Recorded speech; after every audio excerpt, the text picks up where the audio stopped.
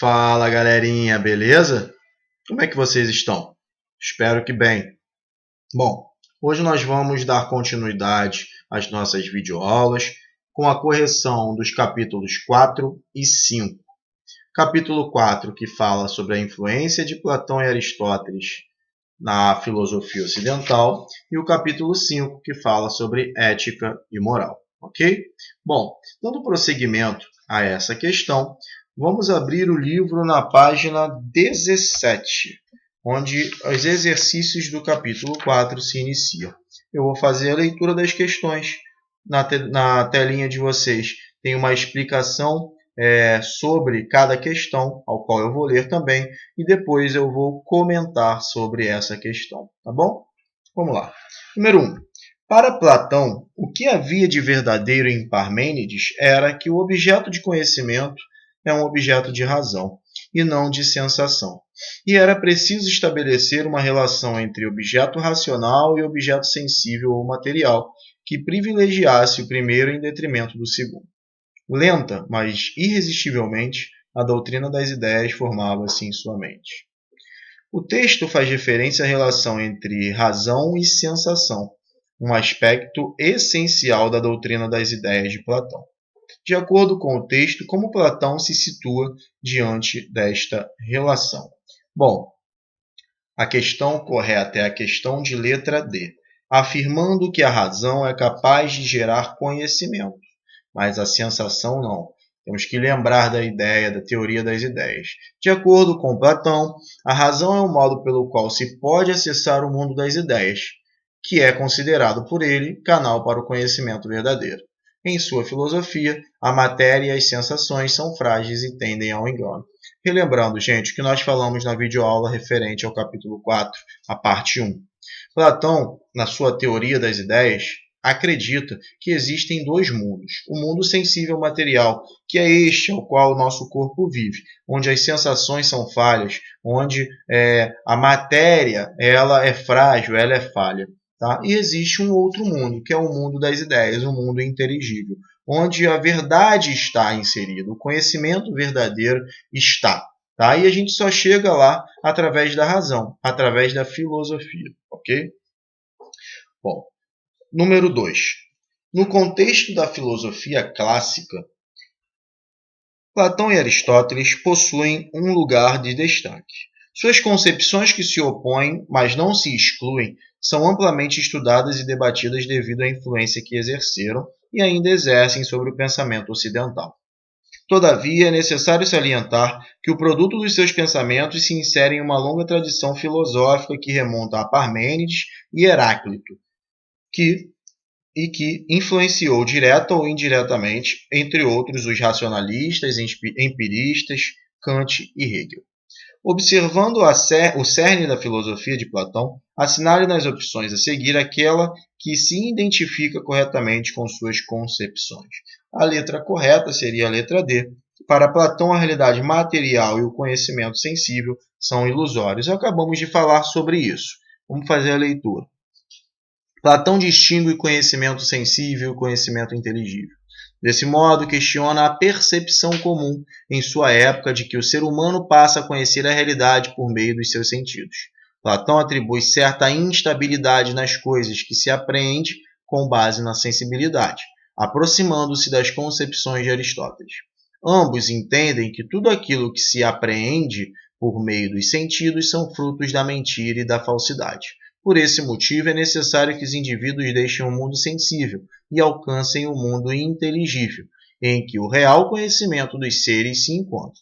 Para que esse movimento seja efetivo, faz-se necessário que o indivíduo abandone suas noções pré-existentes e suas opiniões sobre a realidade. Esse caminho se faz por meio do uso da razão, uma vez que ela, ao se situar no espírito, não possui materialidade, não se encontra nas coisas, estando, portanto, para além do mundo sensível, sendo base do verdadeiro conhecimento. Mais uma vez, a ideia, a teoria das ideias, aquela questão de Platão, ao qual existem dois mundos. E nesse mundo aqui, tudo que é sensível, tudo que é material, ele é limitado, ele é perecível, ele é uma mentira, ele é uma criação do mundo das ideias.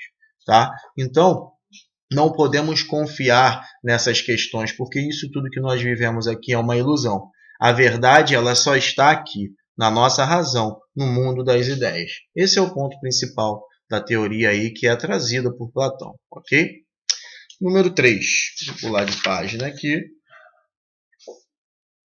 Bastar-se a si mesma é uma meta a que tende a produção da natureza e também o mais perfeito estado. É, portanto, evidente que toda cidade está na natureza e que o homem é naturalmente feito para a sociedade política. Aquele que, por sua natureza, e não por obra do acaso, existisse sem nenhuma pátria, seria um indivíduo detestável, muito acima ou muito abaixo do homem, segundo Homero, um ser sem lar, sem família e sem leis. Para Aristóteles, a cidade resulta de ou de uma. A questão correta, vou até abaixar aí, é a letra D, tá? Ele traz uma explicaçãozinha aí para vocês. Etapa natural do desenvolvimento humano, cuja finalidade é a vida em sociedade. A cidade é uma etapa natural do desenvolvimento da comunidade humana. Aristóteles afirma que o homem é um animal político, um zoom politikon, que por natureza deve conviver com outros cidadãos. Ele não define qual é o modelo correto de Estado a ser adotado, mas afirma que os seres humanos devem viver em sociedade. Para Aristóteles, viver em sociedade seria algo normal, natural do ser humano. E por essa razão ele dá essa conotação do ser humano ser um animal político, no sentido de que ele precisa viver em sociedade, ele precisa viver com outras pessoas, tá?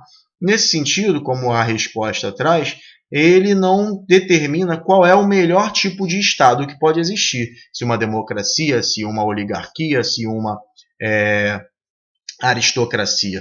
E ele até comenta sobre esses tipos, tá? Do lado positivo e do lado negativo, do lado que pode se degenerar. Tá? Inclusive ele faz críticas a todos, mas ele não diz qual é a melhor forma. Ele só diz que devemos viver em sociedade. Beleza? Número 4. O número 4, segundo a conhecida alegoria da caverna, que aparece no livro 7 da República de Platão, há prisioneiros voltados para uma parede que são projetadas as sombras de objetos que eles não podem ver. Esses prisioneiros representam a humanidade em seu estágio de mais baixo saber acerca da realidade de si mesmos, a doxa ou opinião. Um desses prisioneiros é libertado à força, em um processo que ele quer evitar e que lhe causa dor e enormes dificuldades de visão, conhecimento. Gradativamente, ele é conduzido para fora da caverna, a um estágio em que pode ver as coisas em si mesmas, isto é, os fundamentos eternos de tudo que antes ele havia somente mediante sombras. Esses fundamentos são as formas. Para além das formas, brilha o sol, que representa a forma das formas, o bem, fonte essencial de todo ser e de todo conhecer, e unicamente acessível mediante intuição direta. Com base nisso, responda a seguinte afirmação. Se chegamos ao conhecimento das formas mediante a dialética, que é o estabelecimento de fundamentos que possibilitam o conhecimento das coisas particulares, as sombras, é correto dizer? A resposta correta seria a letra D, a dialética.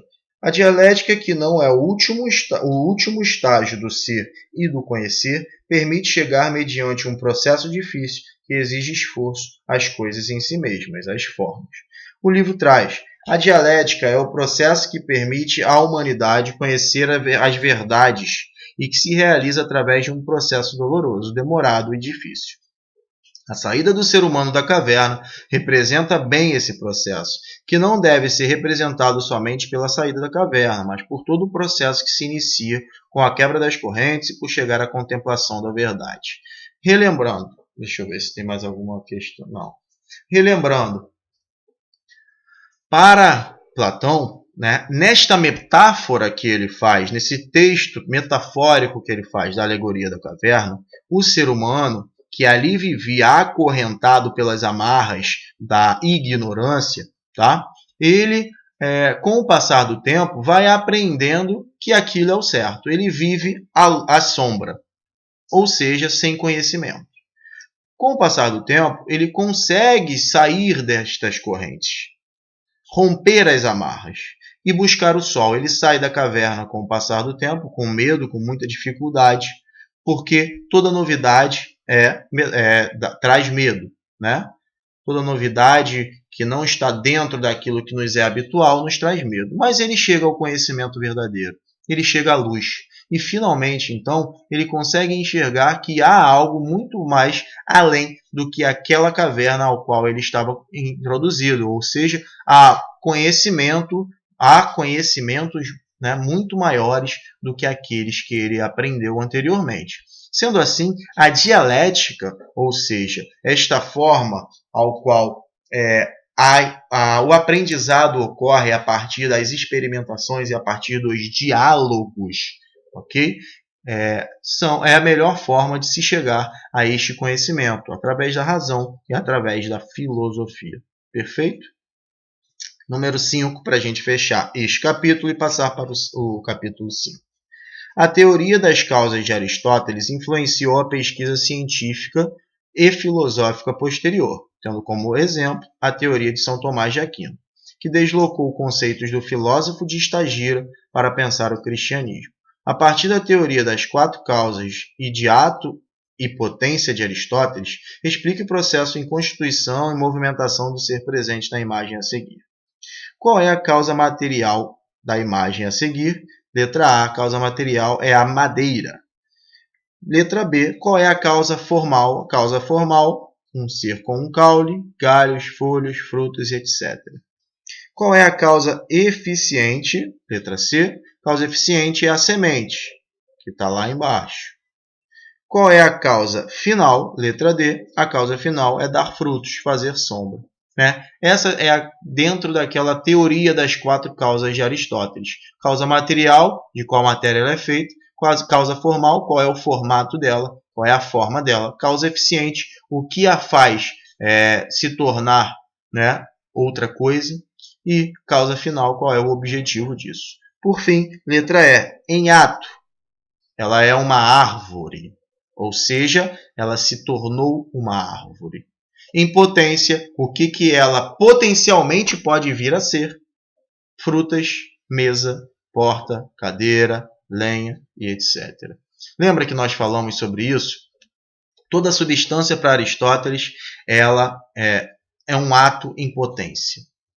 Ou seja, ela teve uma causa eficiente, né? Ela era uma semente. Com o passar do tempo, ela virou, ela ganha uma forma. E a partir disso, a sua matéria, né? A madeira, ela pode trazer uma potência, ela pode virar outras coisas, tá bom? Nesse caso, o ato vira a árvore.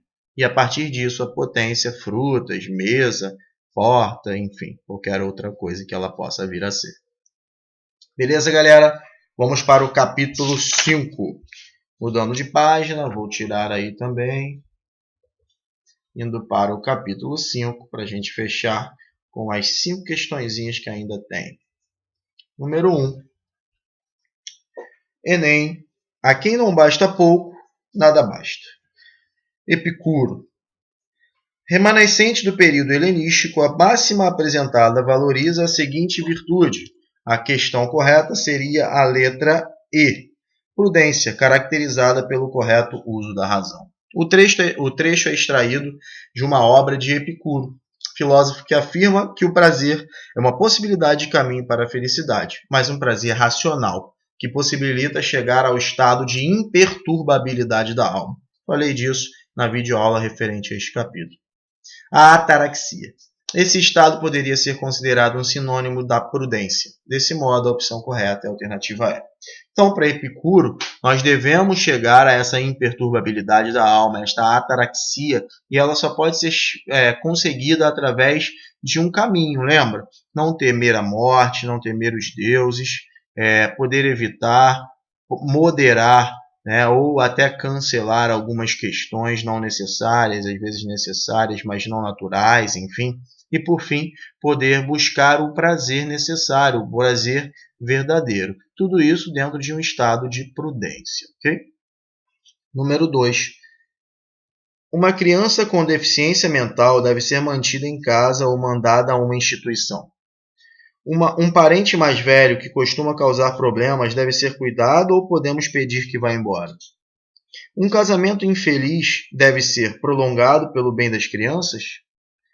Os questionamentos apresentados no texto possuem uma relevância filosófica à medida que problematizam conflitos que estão nos domínios de, a questão correta seria a letra D, ética e dos padrões de comportamento. Está diretamente ligado ao que nós estudamos, né? Ética e moral. A ética, como problema filosófico, diz respeito a reflexões sobre as ações que devemos tomar, observando uma série de questões, como os valores que constituem uma determinada moral.